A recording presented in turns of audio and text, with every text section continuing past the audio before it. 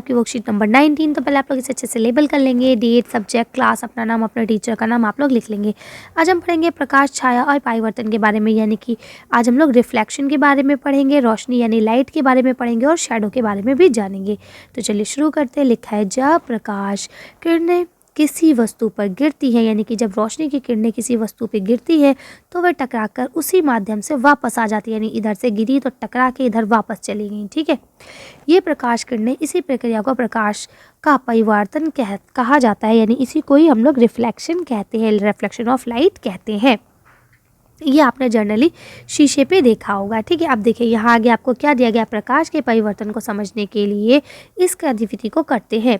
ठीक है, समतल दर्पण के सामने खड़े हों, यानी एक सिंपल से मिरर के सामने खड़े हों जिसमें आप लोग रोज़ रेडी होकर अपने आप को देखते हैं। अपने प्रतिबद्ध को देखिए और निम्नलिखित प्रश्नों के उत्तर दीजिए।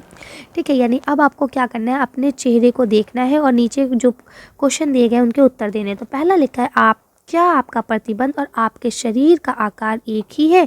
तो हाँ, तो क्या है, हाँ, जैसे हम दिख रहे, जैसे हम रियल में हैं वैसे ही हम वहाँ दिख रहे हैं।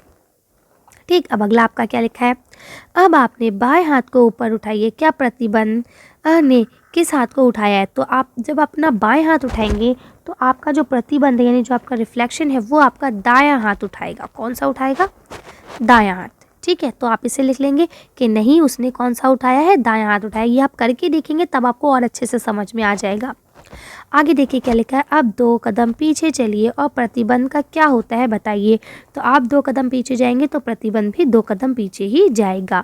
तो आप लिख देंगे कि ये भी 2 कदम पीछे ही जाएगा। ठीक है, तो आप उससे थोड़ा सा दूर हो जाएंगे। तो आप लिख लेंगे कि हम दूर हो जाएंगे।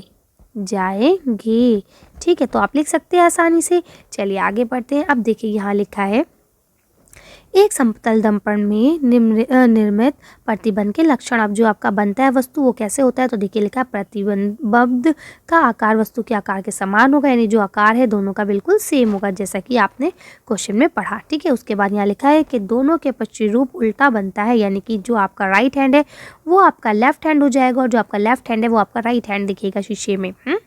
इसी तरह से लिखा है, प्रतिबिंब दर्पण के पीछे कितनी दूरी पर बनता है? ठीक है, यानी कि अब यहाँ लिखा है कि थोड़ा सा उतनी दूरी पर बनता है जितनी दूरी पे आप खड़े हैं। अब यहाँ लिखा है जितनी दूरी पर वस्तु दर्पण के समान होता है, वही चीज़ आ गई। अब लिखा है, जब आप दर्पण के सामने खड़े होकर पीछे की ओर चलते हैं तो आपका प्रतिबंध भी पीछे की ओर जाता है। यही सारे क्वेश्चंस जो आपसे यहाँ पूछे गए हैं इनके आंसर खुद ही यहाँ पे दे दिए गए हैं। ठीक है, ऐसे प्रतिबंध जो वास्तविक प्रतीक होते हैं लेकिन होते नहीं, यानी कि ये रियल में लगता है कि आप जैसे हैं, लेकिन अगर देखा जाए तो रियलिटी में ऐसा कुछ होता नहीं है। ये सिर्फ और सिर्फ आपकी एक परछाई होती है। ठीक है, तो आप इस तरह से इसे कर सकते हैं आसानी से। तो जो आपके क्वेश्चन पूछे गए उनके आंसर्स आपको यहाँ पे दे भी दिए गए। चलिए आगे क्या लिखा है, अब इस कार्यक्रम को देखिए। अब यहाँ पे आपको एक एक्टिविटी टाइप की दी गई है, तो चलिए इसको देखते हैं कि क्या है। देखिए यहाँ लिखा है, जब महेश दर्पण के सामने खड़ा होता है तो वह एक आकृति देख सकता है जो कि उसके ही सामने दिखती है, जो उसकी बिल्कुल उसी की जैसी है। इसे प्रतिबिंबित कहते हैं, यानी इसको क्या कहते हैं, प्रतिबिंब कहते हैं, यानी इसे ही हम लोग परछाई या रिफ्लेक्शन कहते हैं। जब प्रकाश सूर्य या बल्ब जैसे प्रकाश स्रोत के से महेश पर गिरती है तो ये प्रकाश किरणें फिर से परिवर्तित हो जाती हैं, जिससे एक प्रतिबिंब बनता है।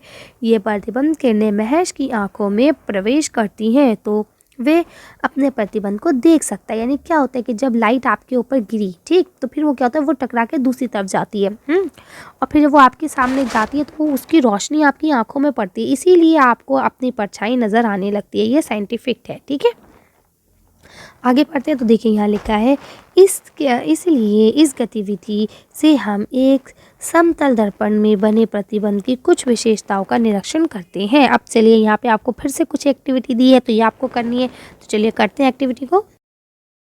अब देखिए यहाँ लिखा है कि क्रियाकलाप क्या लिखा है, एक कागज़ पर ABC करके अक्षर लिखिए और इसे एक समतल दर्पण पे देखिए और देखिए कि कागज़ कैसा है। अब ठीक है, तो अब आप ये करके खुद देखेंगे तो आपको ये इस तरह से उल्टा दिखेगा, है ना। इस वाहन पर लिखे हुए शब्द को पढ़िए। तो अब अगर आप इसको देखेंगे तो ये क्या लिखा है, एम्बुलेंस लिखा है, लेकिन ये मिरर राइटिंग में लिखा है।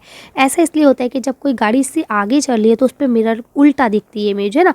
तो जब कोई इंसान इसे देखेगा तो उसे ये एम्बुलेंस सीधा लिखा हुआ दिखेगा जब वो मिरर में देखेगा। इसीलिए यहाँ पे ये उल्टा लिखा जाता है ताकि इंसान इसे आसानी से पढ़ सके। तो चलिए अब यहाँ देखिए क्या लिखा है। आइए अब इन प्रश्नों के उत्तर देते हैं। तो चलिए पहला प्रश्न पढ़ते हैं। यहाँ आपका पहला प्रश्न है, प्रकाश का परिवर्तन क्या है। चलिए इसका आंसर देखते हैं। आंसर यहाँ से लिखेंगे, जब प्रकाश किरणें किसी वस्तु पर गिरती हैं तो वापस उछल जाती है, यानी कि जब ऐसे गिरती है तो वो वापस जाती हैं। ठीक है, इसी के कारण जो ये बनती है प्रकाश, इसको ही प्रतिबिंब कहा जाता है, प्रकाश का प्रतिबिंब कहा जाता है, यानी रिफ्लेक्शन कहा जाता है। आप इसको आसानी से लिख सकते हैं। चलिए अगला क्वेश्चन पढ़ते हैं। अब आपका यहाँ अगला क्वेश्चन दिया गया है, एक समतल दर्पण द्वारा बनने वाले प्रतिबिंब के आकार और वस्तु के आकार का अनुपात क्या है। ठीक है, तो देखिए अब अगर कोई एक प्लेन मिरर पे ऐसी इमेज बन रही है तो उस वस्तु का आकार और उसके बीच का जो अनुपात यानी रेशियो है तो वो क्या होगा। तो इसका आंसर देखते हैं कि क्या होगा।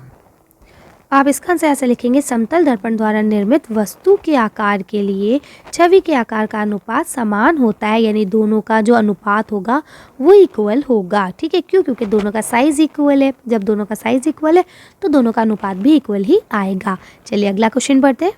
अब यहाँ आपका थर्ड क्वेश्चन दिया गया है, क्या हम एक दर्पण के अलावा किसी और वस्तु में अपना प्रतिबिंब देख सकते हैं। क्या आप किसी और में अपना रिफ्लेक्शन देख सकते हैं। ठीक है, तो आप क्या लिखेंगे, उसके आगे उनके नाम लिखिए। तो आप पहले इसका आंसर लिख देंगे कि हाँ देख सकते हैं। ठीक है, और इनके नाम क्या है, तो चलिए इनके नाम हम लोग पढ़ लेते हैं। आंसर यहाँ से लिखेंगे, चम्मच, प्लेट, टाइल्स आदि। ठीक है, चलिए आगे पढ़ते हैं। आपका लास्ट क्वेश्चन दिया गया है कि एक कागज़ पर अपना नाम लिखिए और उसे दर्पण के सामने रखिए, यानी कि अब आप एक कागज़ पे अपना नाम लिखें, जो भी आपका नाम है, और उसको फिर शीशे के सामने रखें। तो आप इस दर्पण में देखने वाले अपने नाम के प्रतिबिंब को लिखिए। फिर जो आपको अपने नाम की इमेज उस पर शीशे में दिखेगी, आपको उस इमेज को अपनी कॉपी पे कॉपी करना है। ठीक है, यानी उल्टी इमेज जो दिखेगी ना उसको ही लिखना है। तो चलिए इसका आंसर देख लेते हैं हम लोग। देख सकते हैं मेरे चैनल का नाम है सनराइज स्टडी, जिसे मैं लिखूंगी तो वो ऐसा दिखेगा, लेकिन जब मैं उसको मिरर के सामने करूंगी तो वो मुझे ऐसा दिखने लगेगा। ठीक है, तो अब आपको ऐसे ही करना है, यहाँ अपना नाम लिखना है। जब आप उसको मिरर के सामने करेंगे तो वो कुछ इस तरह से आपको दिखेगा। तो आपको इसी तरह से ये डिज़ाइन बना के आपको लिख लेना है, जैसे कि यहाँ लिखा हुआ ना, तो इसी तरह से आपको डिज़ाइन बना के लिखना है। ओके, चलिए तो आज की वर्कशीट को हम लोग ये खत्म करते हैं। आज की वीडियो में बस इतनी है। अगर आपको हमारी वीडियो पसंद आई हो तो प्लीज़ इसे लाइक और शेयर करें। अगर अभी तक आपने हमारे चैनल को सब्सक्राइब नहीं करा है तो प्लीज़ हमारे चैनल को सब्सक्राइब करें। Thank you for watching.